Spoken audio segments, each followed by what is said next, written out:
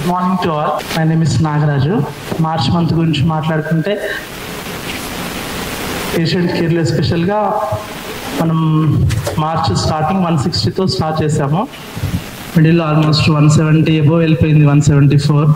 But మళ్ళీ మనం ఎండింగ్కి 165తో మనము మార్చ్ మంత్ని ఎండ్ చేసాము. అంటే టెలికాలర్స్ కొంచెం లేకపోతే మీరు ఆన్లైన్లో కానీ మీరు యాక్టివ్ చేస్తారు. నా పేరు రక్తబాబు, నేను ఫిజియోథెరపిస్ట్గా వర్క్ చేస్తున్నాను. లాస్ట్ మంత్ కూడా మేము వర్క్ కొంచెం తక్కువగానే ఉంది. అంటే మేము వచ్చిన విషయం కొంచెం 20 డేస్ రావడం కొంచెం కుదరలేదు. దాన్ని బట్టి వర్క్ కూడా కొంచెం చేయడానికి అవ్వలేదు. రఘు సార్ ఒకటే మాట అన్నారు, నేను ఫోన్ అందరూ పెట్టాలంటే రఘు సార్ ఒకటే అన్నారు, కేర్ టేకర్ గుడ్లింగ్ అయినా సరే ఒక శేషముగా అవుతున్నది వాళ్ళైనా నేను ఈక్వల్ అన్నారు ఒకటే మాట. అంటే ఒక యజమాని కూడా నీవు సహాయం నేను ఒక మనిషినే అని ఒక యజమానిగా ఎప్పుడు ఊహించుకోలేదు. అందరూ ఈక్వల్ అని అన్నారు. అట్లా ఎవ్వరు ఉండరు. ఎందుకంటే మేము క్లయింట్స్ కాడికి వెళ్ళినప్పుడు ఒక్కొక్క మంచిగానే ఉంటారు, ఒక్కొక్కరు రెస్పెక్ట్ ఉన్నదే ఉండదు. వాడు ఒక పురుగుని చూసినట్టు చూస్తారు, కేర్ టేకర్స్ చెబుతుంటారు. ఒక స్థాయిలో ఉండి రఘు సారు నేను మేడం అయినా ఒక సొంత బ్రదర్ లాగా, ఒక సిస్టర్ లాగా అందరినీ మన పిల్లలు మన కుటుంబం అని మనల్ని సంబోధించి ఏ సమస్య వచ్చినా కూడా వేసుకోండి నా పిల్లలకే నాకే. ఎంతమందిలో 2 సంవత్సరాల నుంచి నేను ఇప్పుడు చెప్పాడు స్టేటస్ పెట్టుకుందామని.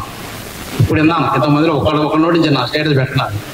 నేను స్టార్టింగ్ నుంచే పెడుతున్నాము. బట్ మీ అందరిలో కూడా స్టేటస్ మనం సొంతం పెట్టే బదులు దాంతోపాటు మందు కూడా యాడ్ చేయండి సహాయం. అది నేను మొదటి నుంచి చెప్తున్నాను. బట్ ఇంతమందిలో ఇప్పటికీ ఒక రారాజు ఉన్నటువంటి చిన్న స్టేటస్ పెట్టండి. మీ అందరూ కూడా పెట్టుకోవడం వల్ల వచ్చే నష్టం లేదు, లాభం లేదు.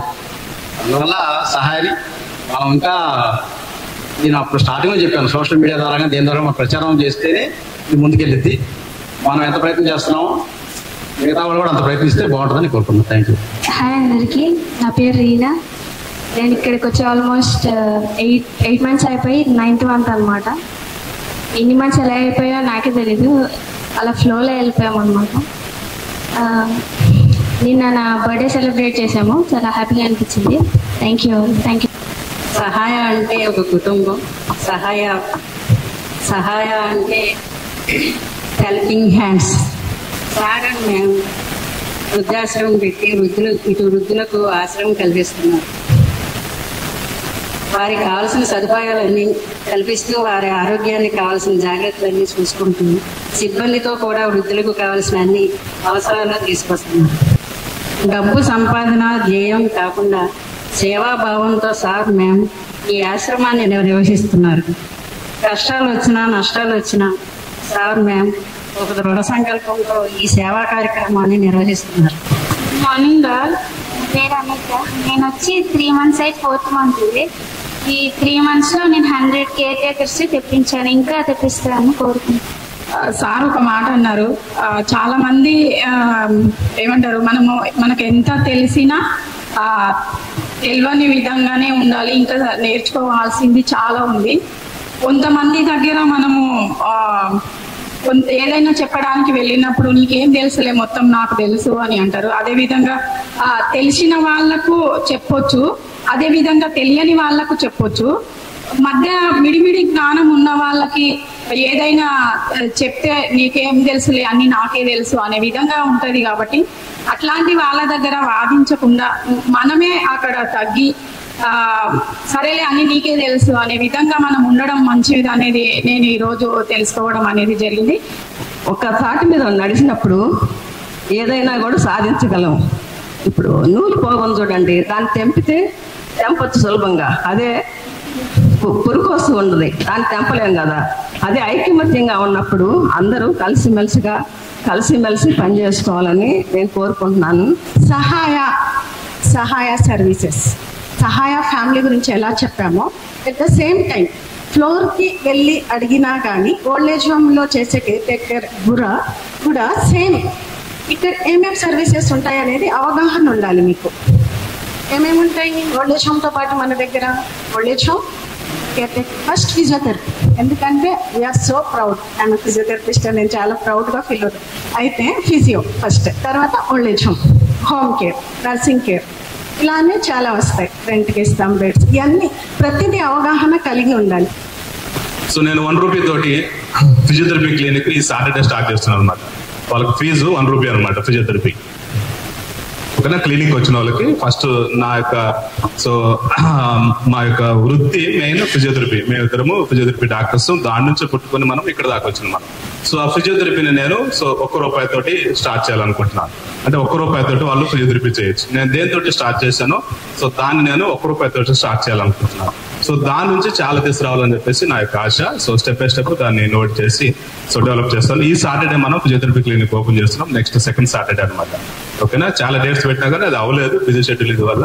సో నెక్స్ట్ సాటర్డే కూడా నాకు మీటింగ్ ఉంది కానీ అవన్నీ క్యాన్సిల్ చేసిన. ఫిజియోథెరపీ క్లినిక్ మనకి బాలాజీ క్లినిక్ మనం స్టార్ట్ చేస్తున్నాం అనమాట.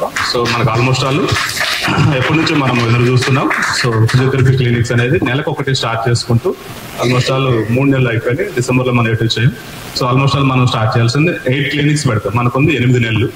8 నెలల సమయంలో 8 బ్రాంచ్లు పెట్టాలి మనం. సో నెలకు ఒక బ్రాంచ్ ఓపెన్ చేసుకుంటాం. సో ఏప్రిల్ 13th మన ఫిజియోథెరపీ క్లినిక్. సో దాని గురించి మీరు ప్రేయర్ చేయండి. సో అట్లానే సపోర్ట్ చేయండి. ₹1 ఉంటుంది వాళ్ళకి ఫీజు అనమాట. సో క్లినికల్ విజిట్స్ వరకు. ఓకేనా, ₹1 తోటి సో నాకున్నటువంటి విజన్ చాలా పెద్దది అనమాట. ఓకే, సహాయ సమితి అనే ఈ ప్రోగ్రామ్ రాను మోస్ట్ ఇంటలెక్చువల్ గా మారిపోతుంది.